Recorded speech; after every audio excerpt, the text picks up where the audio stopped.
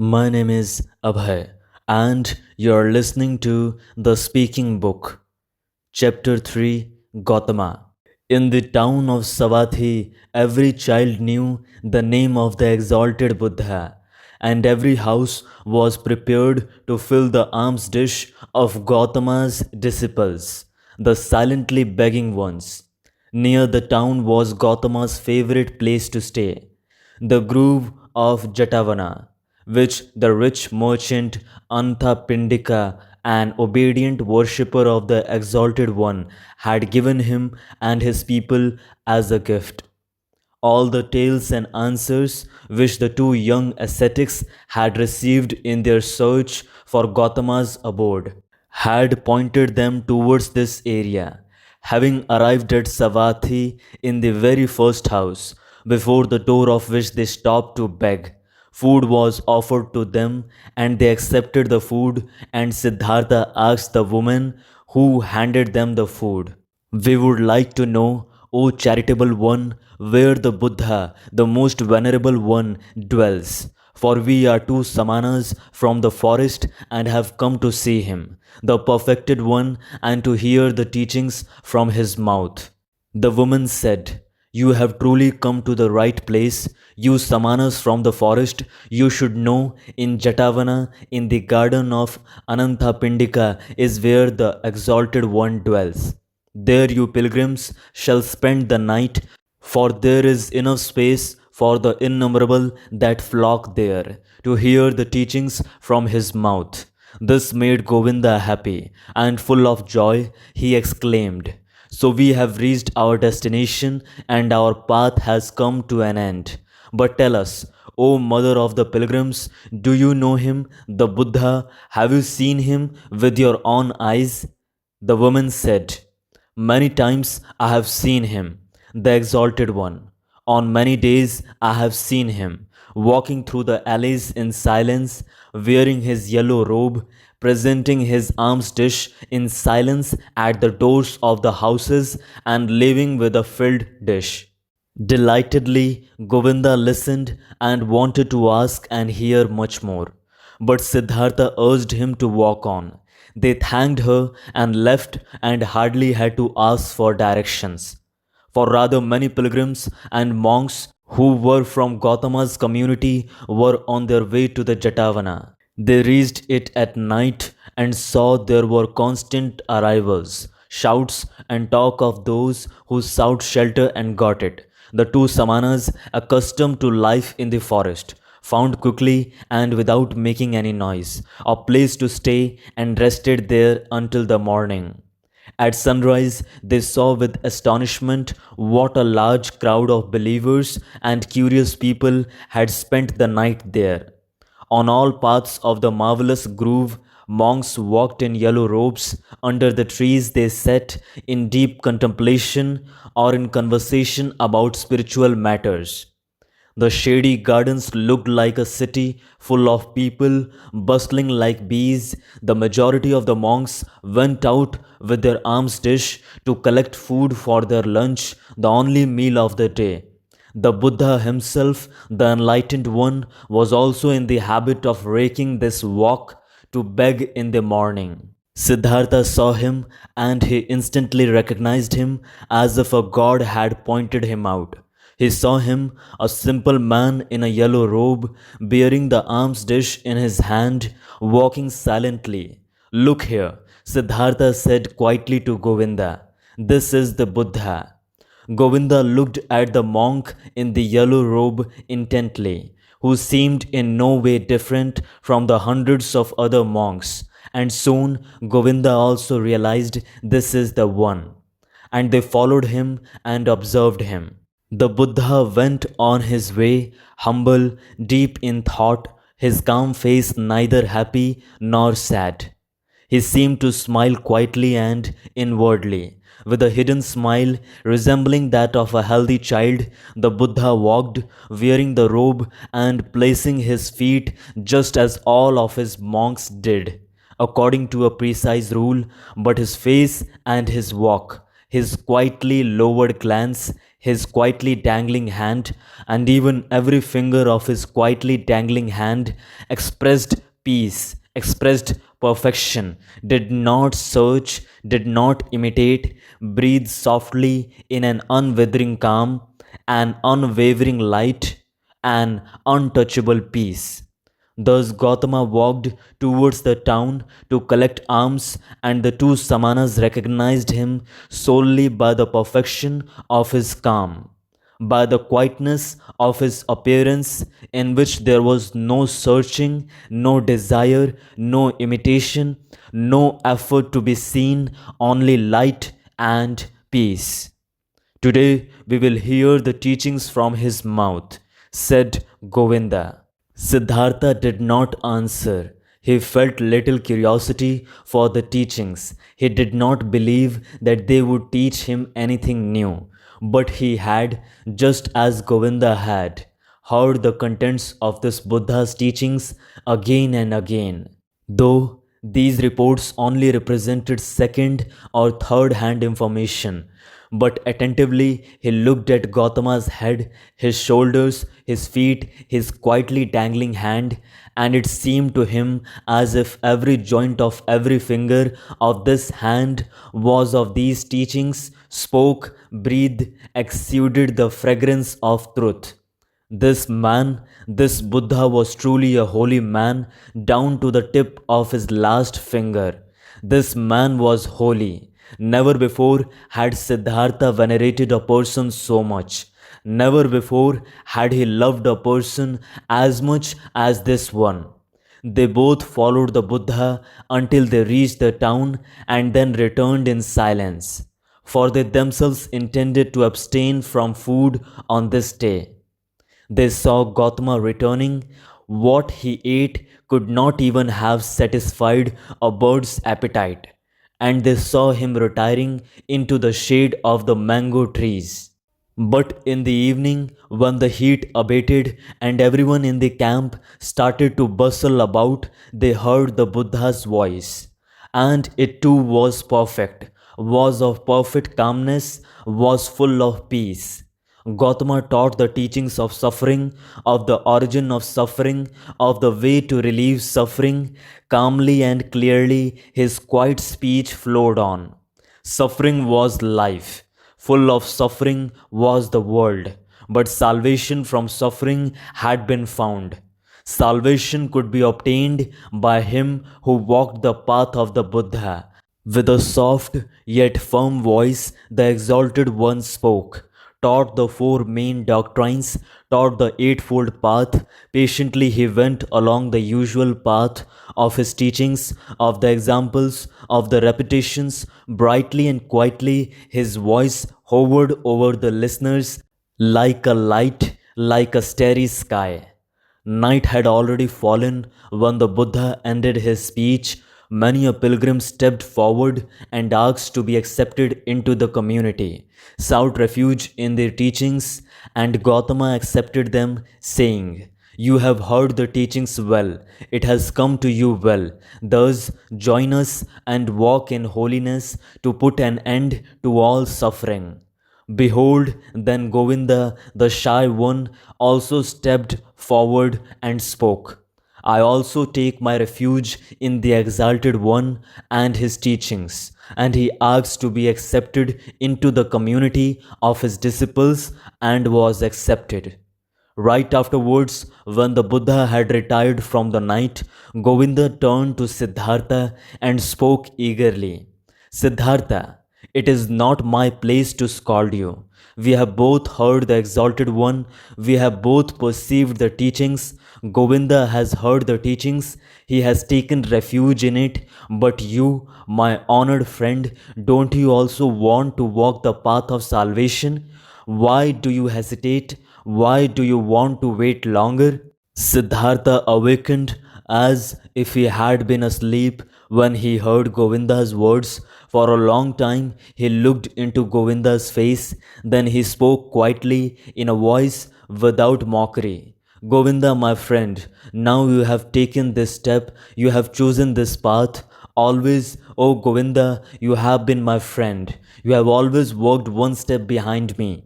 Often I have thought, won't Govinda for once also take a step by himself without me out of his own soul? Behold, now you have turned into a man and are choosing your path for yourself. I wish that you would follow it up to its end. O my friend, that you shall find salvation. Govinda, not completely understanding it yet, repeated his question in an impatient tone. Speak up, I beg you, my dear, tell me, since it could not be any other way, that you also, my learned friend, will take your refuge with the exalted Buddha. Siddhartha placed his hand on Govinda's shoulder. You fail to hear my good wish for you. O Govinda, I am repeating it. I wish that you would go this path up to its end, that you shall find salvation.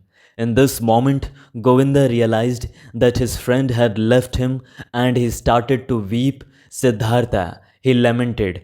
Siddhartha spoke to him kindly. Don't forget, Govinda, that you are now one of the Samanas of the Buddha. You have renounced your home and your parents, your birth and possessions, renounced your free will, renounced all friendship. This is what the teachings require. This is what the Exalted One wants. This is what you wanted for yourself. Tomorrow, O Govinda, I will leave you. For a long time, the friends continued walking in the grove. For a long time, they lay there and found no sleep. And over again, Govinda urged his friend to tell him why he would not seek refuge in Gotama's teachings. What fault did he find in them? But Siddhartha turned him away every time and said, be content, Govinda. Very good are the teachings of the Exalted One. How could I find a fault in them? Very early in the morning, a follower of Buddha, one of his oldest monks, went through the garden and called all those to him who had, as novices, taken their refuge in the teachings to dress them up in the yellow robe and to instruct them in the first teachings and duties of their position. Then Govinda broke loose, embraced once again his childhood friend, and left with the novices. But Siddhartha walked through the grove, lost in thought. Then he happened to meet Gotama, the exalted one, and when he greeted him with respect, and the Buddha's glance was so full of kindness and calm, the young man summoned his courage and asked the Venerable One for permission to talk to him. Silently, the Exalted One nodded his consent. Siddhartha said, yesterday, O Exalted One, I had been privileged to hear your wondrous teachings. Together with my friend, I had come from afar to hear you. And now my friend is going to stay with your people. He has taken his refuge with you. But I will again start on my pilgrimage. As you please, the Venerable One spoke politely. Too bold is my speech, Siddhartha continued. But I do not want to leave the Exalted One without having honestly told him my thoughts. Does it please the Venerable One to listen to me for one moment longer? Silently, the Buddha nodded his approval. Siddhartha said, one thing, O most venerable one, I have admired in your teachings most of all. Everything in your teachings is perfectly clear, is proven. You are presenting the world as a perfect chain, a chain which is never and nowhere broken, an eternal chain, the links of which are causes and effects. Never before has this been presented so irrefutably. Truly, the heart of every Brahmin has to beat stronger with love. Once he has seen the world through your teachings, perfectly connected, without gaps, clearly as a crystal, not depending on chance, not depending on gods, whether it may be good or bad, whether living according to it would be suffering or joy. I do not wish to discuss, possibly this is not essential, but the uniformity of the world, that everything which happens is connected, that the great and the small things are all encompassed by the same forces of time, by the same law of causes, of coming into being and of dying. This is what shines brightly out of your exalted teachings, O Perfect One. But according to your very own teachings, this unity and necessary sequence of all things is nevertheless broken in one place. Through a small gap, this world of unity is invaded by something alien, something new, something which had not been there before, and which cannot be demonstrated and cannot be proven. And your teachings are about overcoming the world of salvation, but with this small gap, with this small breach, the eternal and uniform law of the world is breaking apart again and becoming void. Please forgive me for expressing this objection. Quietly, Gotama had listened to him unmoved. Now he spoke, the perfected one, with his polite and clear voice. You have heard the teachings, O son of a Brahman, and good for you that you have thought about it thus deeply. You have found a gap in it, an error. You should think about this further. But be warned, O seeker of knowledge, of the thicket of opinions and of arguments about words, there is nothing to opinions. They may be beautiful or ugly, smart or foolish, everyone can support them or discard them. But the teachings you have heard from me are no opinion, and their goal is not to explain the world to those who seek knowledge. They have a different goal. Their goal is salvation from suffering. This is what Gautama teaches, nothing else. I wish that you, O exalted one, would not be angry with me, said the young man. I have not spoken to you like this to argue with you, to argue about words. You are truly right, there is little to opinions. But let me say this one more thing.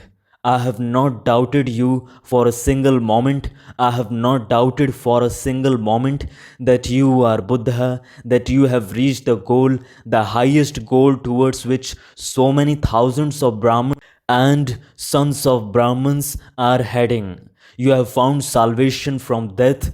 It has come to you in the course of your own search, on your own path, through thoughts, through meditation, through realizations, through enlightenment.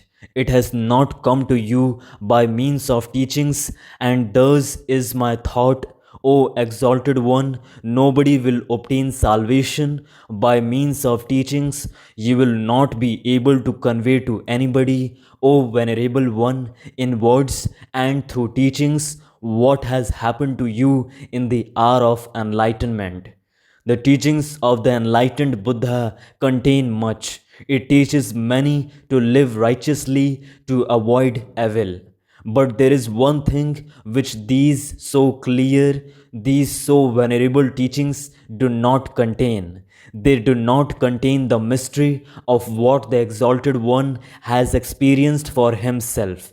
He alone among hundreds of thousands. This is what I have thought and realized when I have heard the teachings. This is why I am continuing my travels, not to seek other better teachings, for I know there are none, but to depart from all teachings and all teachers, and to reach my goal by myself or to die. But often I will think of this day, O exalted one, and of this hour when my eyes beheld a holy man. The Buddha's eyes quietly looked to the ground, quietly, in perfect equanimity, his inscrutable face was smiling. I wish, the Venerable One spoke slowly. that your thoughts shall not be in error, that you shall reach the goal. But tell me, have you seen the multitude of my samanas, my many brothers who have taken refuge in the teachings? And do you believe, O stranger, O samana, do you believe that it would be better for them all to abandon the teachings and to return into the life of the world and of desires? Far is such a thought from my mind, exclaimed Siddhartha. I wish that they shall all stay with the teachings, that they shall reach their goal. It is not my place to judge another person's life only for myself alone. I must decide, I must choose, I must refuse. Salvation from self is what we samanas search for. O exalted one, if I were merely one of your disciples, O venerable one, I would fear that it might happen to me that only seemingly, only deceptively, myself would become and be redeemed, but that in truth it would live on and grow. For then I had replaced myself with the teachings, my duty to follow you, my love for you, and the community of the monks. With half of a smile, with an unwavering openness and kindness, Gotama looked into the stranger's eyes and bade him to leave with a hardly noticeable gesture. You are wise, O Samana, the Venerable One spoke. You know how to talk wisely, my friend. Be aware of too much wisdom. The Buddha turned away, and his glance and half a smile remained forever etched in Siddhartha's memory. I have never before seen a person glance and smile. Sit and walk this way, he thought. Truly, I wish to be able to glance and smile. Sit and walk this way too, thus free, thus venerable, thus concealed, thus open, thus childlike and mysterious. Truly, only a person who has succeeded in reaching the innermost part of his self would glance and walk this way. Well, so I also will seek to reach the innermost part of myself. I saw a man, Siddhartha thought, a single man before whom I would have to lower my glance. I do not want to lower my glance before any other, not before any other. No teachings will entice me anymore, since this man's teachings have not enticed me. I am deprived by the Buddha, thought Siddhartha. I am deprived, and even more he has given to me. He has deprived me of my friend, the one who had believed in me and now believes in him, who had been my shadow and is now Gotama's shadow, but he has given me Siddhartha, myself.